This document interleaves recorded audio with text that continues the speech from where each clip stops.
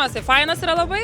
Kaip sakant, antrą kartą čia Kauno maratone dalyvauju su tokia faina komanda, tai nekantrauju stoti prie starto ir su komanda, sakant, finišuoti. Labai geras nusiteikimas, pirmas mano toks maratonas. Šiaip aš nesu bėgikė ir bėgu dėl bendro vaibelio. Biškiai nervo, kaip visada, manau, yra. Niekada negali per daug būti pasiruošęs.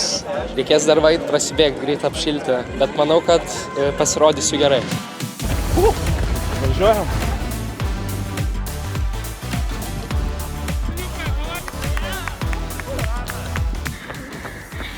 Jau daugiau nei 14 km ir pribėgau vieną komandos narį, paklausiu, kaip jam sekasi. Puikiai, važiuojam.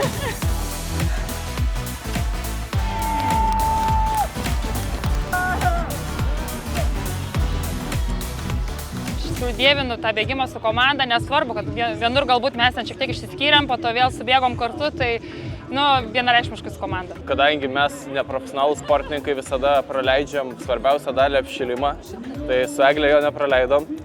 Galiu pasakyti, kad apšilimas buvo tikrai panašaus sunkumo kaip paskutiniai kilometrai, tai man visiškai nauja tai buvo. Tik rugsėjį aš pradėjau bėgioti, iki tol man tas bėgimas buvo labai didelė kančia.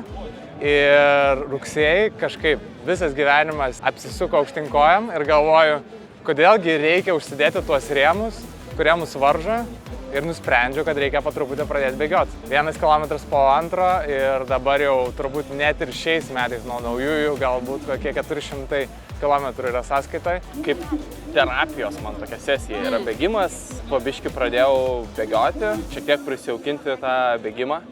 Tai kai pasiūlė subėgti kartu pusmaratonį su olimpiete, nors ir su 2 savaitėm pasiruošimo, vis tiek neatsisakiau. Ką pasakytum tiems, kurie dabar tavęs klauso sėdėdami ant fotelio?